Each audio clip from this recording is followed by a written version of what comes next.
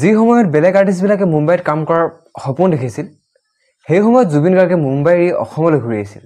নমস্কাৰ, জুবিন গাৰ্গ নামটো অসমৰ প্ৰত্যেকজন ব্যক্তিৰে পৰিচিত। সৰু ল'ৰা এটাৰ পৰা বুঢ়া মানুহ এজনলৈকে সকলো চিনি পায় জুবিন গাৰ্গ। জুবিন গাৰ্গ নোহোৱা হ'লে হয়তো অসমৰ সংস্কৃতি নেশ্যনেল বা ইণ্টাৰনেশ্যনেল লেভেলত ইমান বেছি স্বীকৃতি নাপালেহেঁতেন। অসমীয়া সংস্কৃতিত তেওঁৰ অৱদান অতুলনীয়। বিহুগীতৰ পৰা আৰম্ভ কৰি বনগীত, হৰিনাম, বিয়ানাম, গোৱালপৰীয়া লোকগীত, টোকাৰী গীত, মুঠতে সকলো জনাৰ গানেই তেওঁ গাইছে। তেওঁৰ সকলোবোৰ গান সামৰি মুঠ 40ৰ পৰা প্ৰায় 45,000 মান গানে অসমীয়া সংস্কৃতিৰ ভঁৰাল চহকী কৰি থৈ গৈছে। তেওঁৰ বাবে উঠি অহা প্ৰজন্মই অসমীয়া সংস্কৃতিৰ প্ৰতি আকৰ্ষিত হৈছিল। অসমৰ কথা ক'লে প্ৰথমে কাজিৰঙা আৰু চাহপাতৰ লগতে জুবিন গাৰ্গৰ নাম প্ৰথম আহে, তাৰ পাছতহে আন বেলেগ। বহুতে কয় জুবিন গাৰ্গে অসমীয়া ল'ৰা ছোৱালীক মদ ভাং খোৱাৰ বাহিৰে আৰু কি শিকালে? সেই প্ৰশ্নৰ উত্তৰ হ'ল ভগৱান শিৱইও মদ ভাং খাইছিল। তাকে বুলি তেওঁ বাকী যিবোৰ কাম আছিল সেইবোৰৰ গুণ কি নাইকিয়া হৈ গৈছিল নেকি? ঠিক তেনেদৰে জুবিন গাৰ্গে মদ ভাং খালেও বহুতো ভাল কাম, ভাল কথা শিকাই থৈ গৈছে। তেওঁ অসমীয়া ল'ৰা ছোৱালীক মানৱ দৰদী হ'বলৈ শিকাইছিল, চেল্ফলেছ হ'বলৈ শিকাইছিল, অন্যায়ৰ বিৰুদ্ধে মাত মাতিবলৈ শিকাইছিল, গছ ৰুবলৈ শিকাইছিল। তেওঁ এই সকলোবোৰ মুখেৰে নহয় নিজৰ কামৰ জৰিয়তে দেখুৱাই থৈ গৈছে। আৰু এই গুণবোৰ এজন সাধাৰণ মানুহৰ মাজত থকাটো খুবেই বিৰল। সেয়ে তেওঁক বহুতে ভগৱানৰ লগত তুলনা কৰে। আৰু সঁচাকৈ তেওঁ যে এজন ভগৱানৰ এটা ৰূপ আছিল এই কথাটো কিন্তু একেবাৰে নুই কৰিব নোৱাৰি। কাৰণ তেওঁৰ মৃত্যুৰ সময়ত এনেকুৱা কিছুমান দৃশ্য দেখিবলৈ পোৱা গৈছিল ছ'চিয়েল মিডিয়াত, যিবোৰ সাধাৰণভাৱে অকল্পনীয়। শ্ৰদ্ধাঞ্জলি দিবলৈ ব্যৱহাৰ কৰা তেওঁৰ ফটোৰ আগত গৰু, ঘোঁৰা, ছাগলী, কুকুৰ, বগলী, হাঁহ, পাৰ ইত্যাদি বিভিন্ন জীৱ জন্তুৱে চকুপানী টুকিছিল।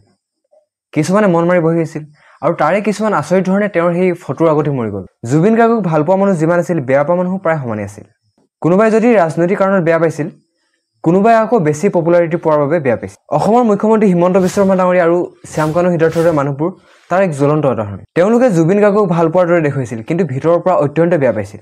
বাকী যিসকলে জুবিন গাৰ্গক ভাল পাইছিল তেওঁলোকে কিন্তু সঁচা অন্তৰৰ পৰা ভাল পাইছিল। মাত্ৰ ভাল গান গাইছিল বাবে মানুহে তেওঁক ভাল পোৱা নাছিল। তেওঁক ভাল পোৱাৰ কাৰণ বহুত। তেওঁ কোনো জাত পাত বা ধনী দুখীয়াৰ বিচাৰ কৰা নাছিল। সাধাৰণ মানুহৰ মাজতে তেওঁ নিজক বিচাৰি পাইছিল। তেওঁ দুখীয়া নিচলা মানুহৰ দুখত দুখী হৈছিল আৰু তেওঁলোকৰ সুখত সুখী হৈছিল। সেই সাধাৰণ মানুহবোৰে তেওঁক খুব বেছিয়ে ভাল পাইছিল। তেওঁ প্ৰায় ৰাস্তাৰ কাষত সৰু মানুহে দিয়া দোকানত সোমাই প্ৰয়োজন নোহোৱা বস্তুবোৰ কিনিছিল বা কেতিয়াবা 10 টকাৰ ঠাইত 2000 টকা পৰ্যন্ত দিছিল। কোনোবাই যদি তেওঁৰ ওচৰলৈ সহায় বিচাৰি গৈছিল তেওঁ কোনোদিনে সহায় নকৰাকৈ উভতাই নপঠাইছিল। তোক মই থিয় কৰামেই। চ্যালেঞ্জ। তই ভাত খালি নাই? তই ভাত খাব লাগিব নে?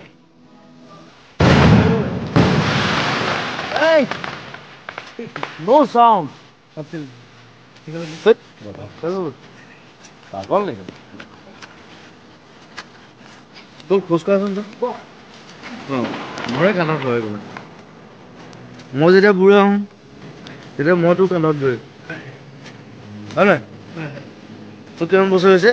মোৰ এতিয়া 25. 46. দাদা গালা নাপায়। এতিয়া মই যেতিয়া বুঢ়া হওঁ তেতিয়াতো সি হেল্প কৰিব। দাদা বুঢ়া হৈছে, 70 বছৰ হৈছে। কিমানজন অন্ধ মানুহক পোহৰ দেখুৱালে, কিমানজনক নতুন জীৱন দান দিলে তাৰ কোনো হিচাপ নাই। কিন্তু বহুতেই জুবিনদাৰ এই উদাৰ স্বভাৱটোৰ ভাল সুবিধা ল'লে। ইয়াৰ উপৰিও তেওঁ অসমত যেতিয়াই কিবা সমস্যা হয় তাত মাত মতা প্ৰথমজন ব্যক্তি আছে। সেয়া লাগিলে চৰকাৰৰ বিৰুদ্ধে হওক বা আন কাৰোবাৰ বিৰুদ্ধে হওক, তেওঁ কোনোদিন চৰকাৰৰ ভুলখিনি শুদ্ধ বুলি কৈ ৰাজনৈতিক দলৰ প্ৰিয়ভাজন হ'বলৈ চেষ্টা কৰা নাছিল। যিটো বস্তু বৰ্তমান কেইবাজনো শিল্পীয়ে কৰি আছে, আপোনালোকে হয়তো দেখিছে। আৰু এই চৰকাৰক সমালোচনা কৰাৰ কামটোৰ বাবে তেওঁক একাংশই বহুত বেছি বেয়া পাইছিল, কিন্তু সাধাৰণ মানুহখিনিয়ে তেওঁক এই কামৰ বাবে বেছি ভাল পাইছিল। এক কথা, তেওঁ অসমৰ সাধাৰণ ৰাইজৰ সাহস আছিল। জুবিন গাৰ্গৰ জন্ম হৈছিল মেঘালয়ৰ তুৰা নামৰ ঠাইত 1972 চনৰ 18 নৱেম্বৰত। তেওঁৰ মাতৃ ইলি বৰঠাকুৰ আৰু পিতৃ মোহিনী মোহন বৰঠাকুৰ দুয়োজনে সংগীতৰ লগত কম বেছি পৰিমাণে জড়িত আছিল। সেয়ে জুবিন গাৰ্গে সৰুৰে পৰাই সংগীতৰ এটা ভাল পৰিৱেশ পাইছিল। প্ৰায় 3 বছৰমানৰ পৰাই তেওঁ গান গোৱাৰ কাম আৰম্ভ কৰিছিল। জুবিন গাৰ্গৰ শিক্ষাৰ কথা ক'বলৈ গ'লে তেওঁ যোৰহাট কাৰ্মেল স্কুলৰ পৰা প্ৰাথমিক শিক্ষা গ্ৰহণ কৰিছিল। তাৰ পাছত তেওঁ কৰিমগঞ্জ হাইস্কুলত নামভৰ্তি কৰে আৰু 1989 চনত তেওঁ তামোলপুৰ হাইস্কুলৰ পৰা মেট্ৰিক পাছ কৰে। ইয়াৰ পাছতে তেওঁ যোৰহাটলৈ পুনৰবাৰ ঘূৰি আহে আৰু JB কলেজৰ পৰা হায়াৰ ছেকেণ্ডেৰী পাছ কৰে। ইয়াৰ পাছতে তেওঁ গোলাঘাটৰ বি বৰুৱা কলেজত BSc কৰিবলৈ যায়, কিন্তু গানত মনোযোগ দিয়াৰ বাবে তেওঁ BSc ড্ৰপ আউট কৰে। জুবিন গাৰ্গে 1992 চনত প্ৰথমবাৰৰ বাবে সংগীত জগতত খোজ দিছিল অনামিকা নামৰ মিউজিক এলবামটোৰ জৰিয়তে। তাৰ পাছতে তেওঁ সপোনৰ সুৰ, জোনাকী মন, মায়া আৰু আশা আদি ইটোৰ পাছত ইটো পপুলাৰ এলবাম উলিয়াই গৈ থাকিল।